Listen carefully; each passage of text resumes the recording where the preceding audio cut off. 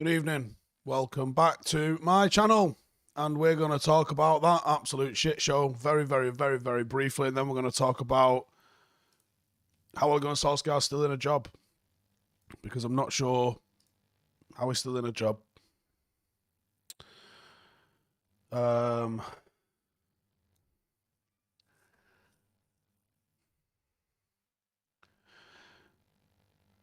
Performance today was not good. I mean, you don't concede 4 goals to Watford. I don't care if you got 10 men or not. You just don't concede 4 goals to Watford. Harry Maguire, at a time when he is needed most by the team, he's been at fault for a dozen or so goals this season, directly. He manages to get him sent off, and basically just probably it puts the final nail in the coffin of Solskjaer. Not that I didn't think there was a funeral on the go anyway. I think the last couple of weeks the writing's been on the wall, and I spoke about this on Friday, a little bit in my preview and a little bit on the brew with Jay and that. I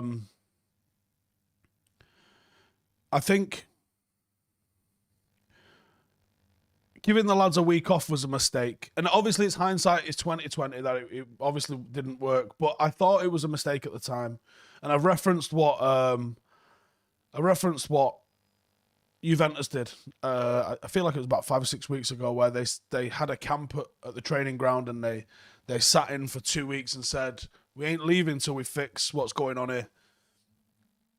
And for me, Manchester United weren't tired. Right? Sometimes, and certainly under this manager, we have been, right? In the last couple of years, we have been tired, and an 8-day break would have been absolute manna from heaven for this team. However, what is wrong with the team at the moment is not tiredness. I certainly don't think it's tiredness, at least anyway. It feels like it's a fundamental function of the team is not working. And I believe that the only way to fix a fundamental breakdown in that team is you have to change something. Manchester United today took to the field with the exact same formation, with the exact same tactics, and like one different player. Sancho played, who's not really featured a whole lot, and Matic came into the team. Otherwise, it was identical to every other sort of game that we've played this season, apart from where we went free at the back a couple of times. The players either don't know their job or can't do their job. If it's don't know their job, then the management have to impart that until they understand it, or get rid of them until someone can come in and do that. Likewise, if they can't implement it, because they just unable to implement what they're being told, sound, get someone in that does. Quite often when a team's going through this sort of period, a young player gets turned to because they come and play without fear. They'll come and just play their game, and they will attack, and they do it fearlessly. And sometimes those young players can carry a team through an imperfect kind of spell. But fundamentally, the flaws are in many different systems of play that Manchester United have. We're awful at set pieces. Yes, we've appointed a set piece coach this summer. Has he done anything?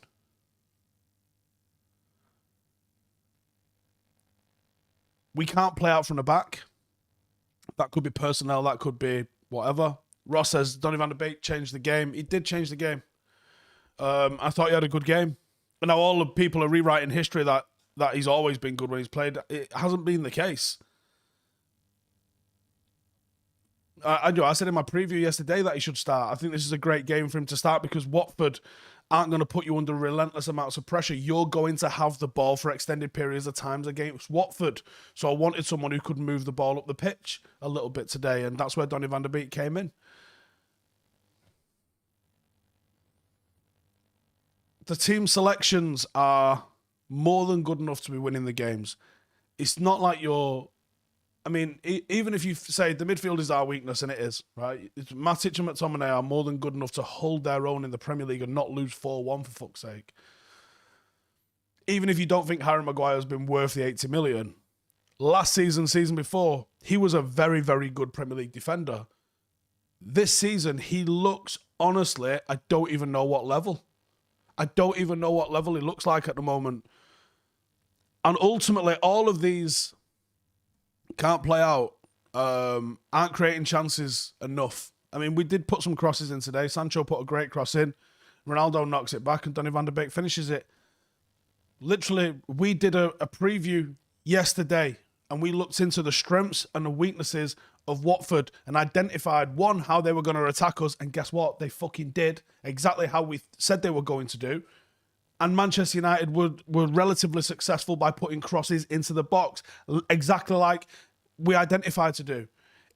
I'm a fucking YouTuber who coaches a Saturday afternoon team. If I'm able to identify these things in a couple of hours of watching the opposition and trying to put it together for a preview, how the fuck are a professional full-time analysis team and coaches with top flight experience not able to identify the same sort of shit that an idiot like me can come up with? How's that fucking acceptable?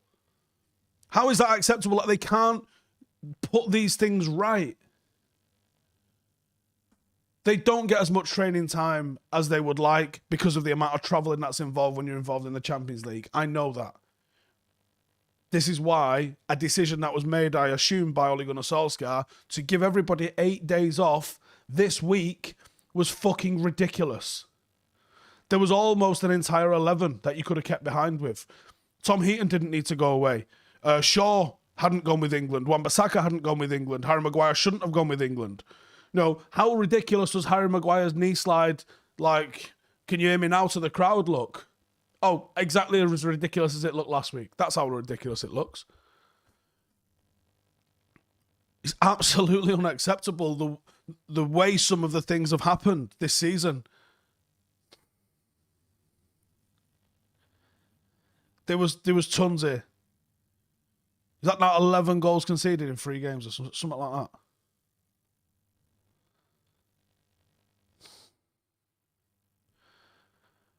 Tony Marshall coming on in the second half. Why? Was Rashford injured? I don't know the reason behind the Rashford sub. But why not Jesse Lingard at that moment?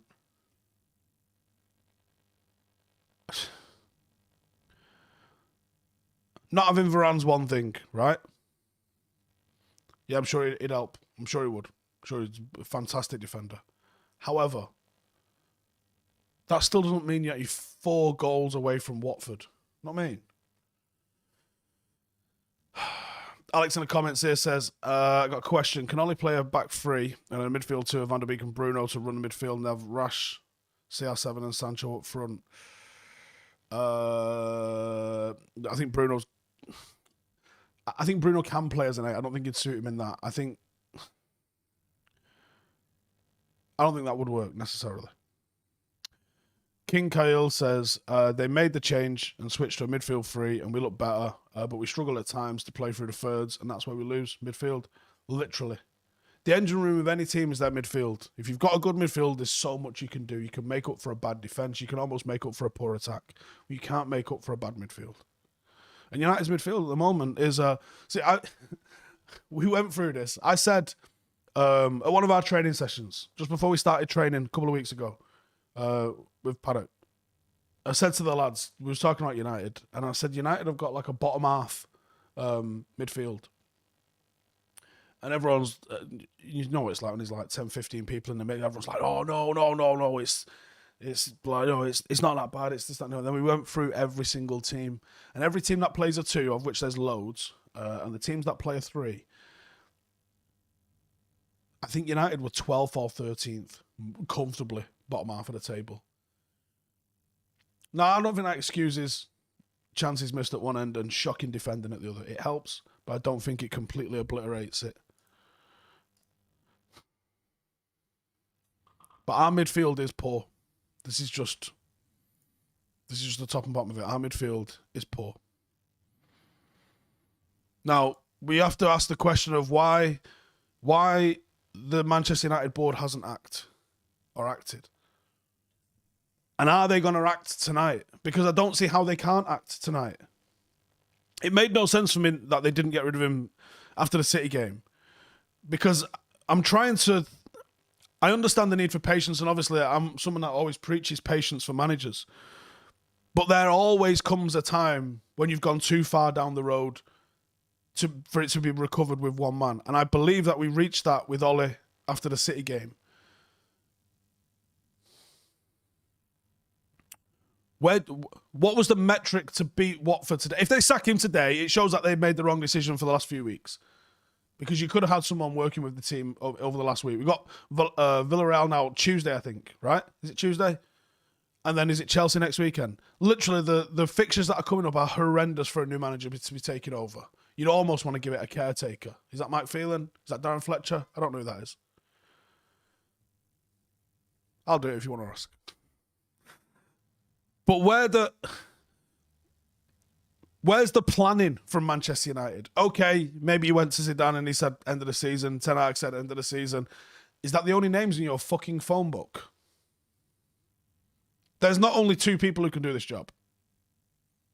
There isn't. There's plenty more people who could do this job.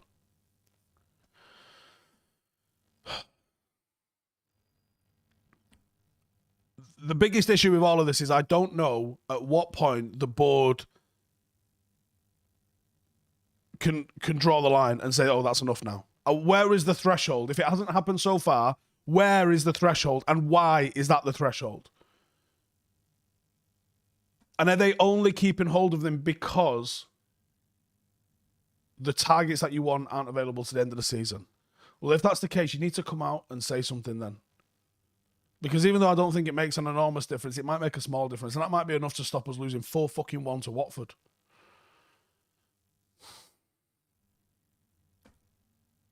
I can't make sense of why he's still in a job at the moment. This run is now worse than Jose's run when Jose left. Comfortably. And the end there was because it felt helpless. Right now, the way we lost to Liverpool, the way we lost to City, and the way we lost today, it feels like it's the complete end. I do not see... Our goal difference is now -1, says Akshay. Wow. Wasn't aware of that.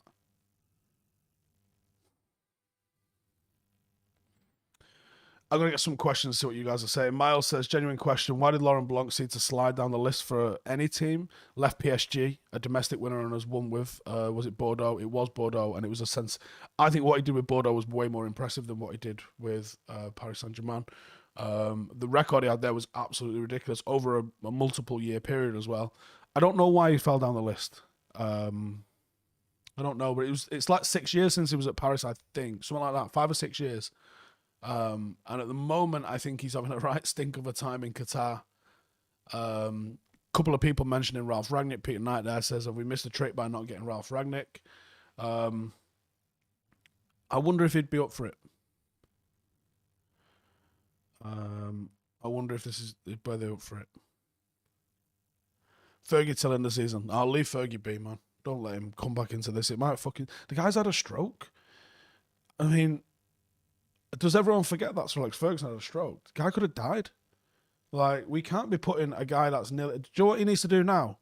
Whatever the fuck he wants. But you can't put him in with the pressure of managing Manchester United at the moment. You can't do that to him. You fucking see him off. None of us want that, did he, Jesus? I'd rather be relegated than and not kill Sir Alex Ferguson. I'd rather be relegated to the conference than fucking see any harm done to Sir Alex Ferguson. Jesus Christ. Even if there was the smallest of risk, it's not enough. Fucking relegate us. Be a right laugh in the conference. 76,000.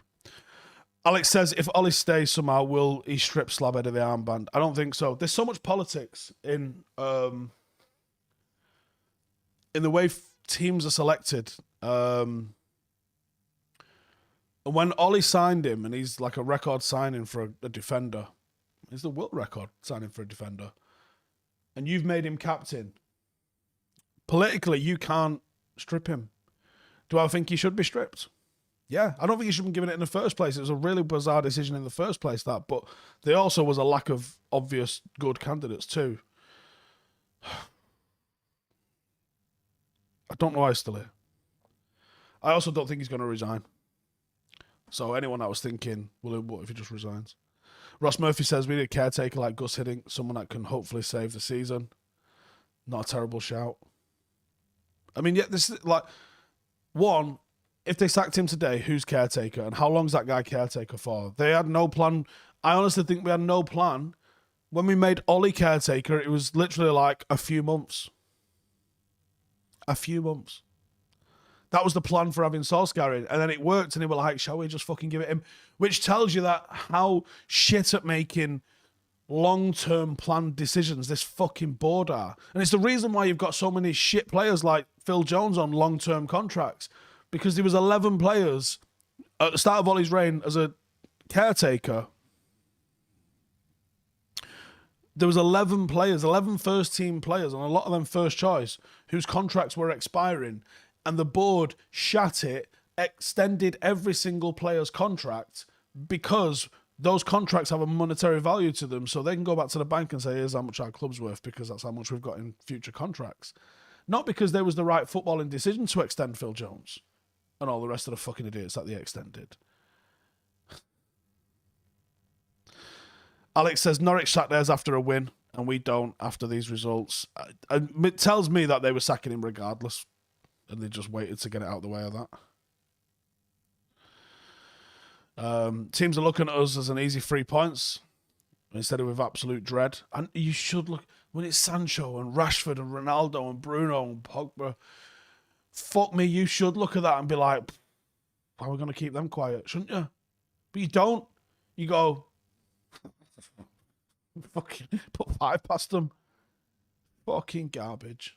Absolutely garbage.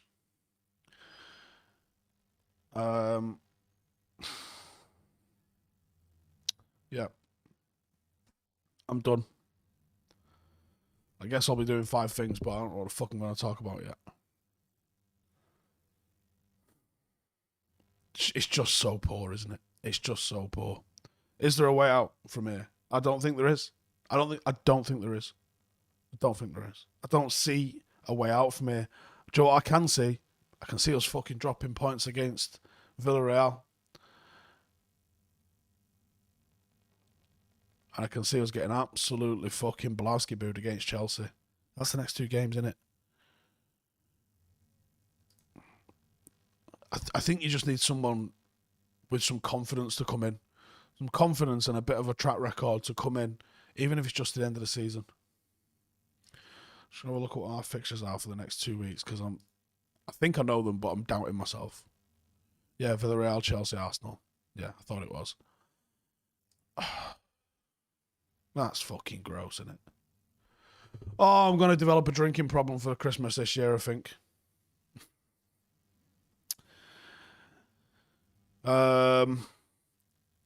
Absolutely no way out. Just don't do 5 things. Do more on Villarreal. Darren Fletcher to take over from Ollie. Yeah. Yeah. But why? Another... See, I thought that fresh message, but is that just another young manager with no experience? Right, I'm going to wrap it up. I'm absolutely fucking wounded. I really am. I'm absolutely wounded. And I don't see a way out of this. And a lot of this all comes back down to the fucking Glazers. Just a complete lack of ambition. They're like, is he keeping us in the top 4? Yeah, keep him. Whereas when you've got teams that are fighting to be the best in the fucking world, which is what Liverpool, Chelsea and City are doing, and we're like, how much to come fourth, though, lad? You're literally not playing the same game as them. And you will lose. You even got the likes of Arsenal fucking getting their act together. I mean, aren't they fucking double well above us now? I mean, let's have a look at the fucking league table. I mean, I guess the only saving grace is that we're top of the league in the Champions League, but that can change. Villarreal fucking beat us and Atlanta win. Guess what, fuckers, we're out.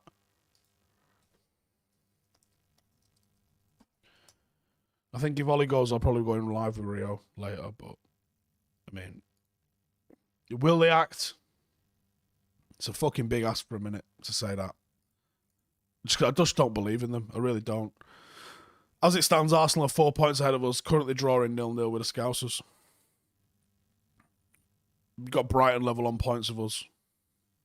We're a point above Crystal Palace. The only saving grace is that what I'm hearing, the Brendan Rodgers links are an absolute load of shit, which that turns me on a little bit. Righty. De Gea's got strong words. What's De Gea said? Can anyone point me out to that in the comments? Can someone let me know what De Gea said, and then we'll sign it off after that? Unless there's any more questions, actual questions, rather than just the group therapy that we seem to be having. Bud will want to stay comfortable without outsiders telling him how shit they are. Yeah, I'm pretty sure that's the case as well. De Gea called it embarrassing. It's not that strong, is it? Fucking hell. Righty. On that note, I'm going to call it a day. See you in a bit.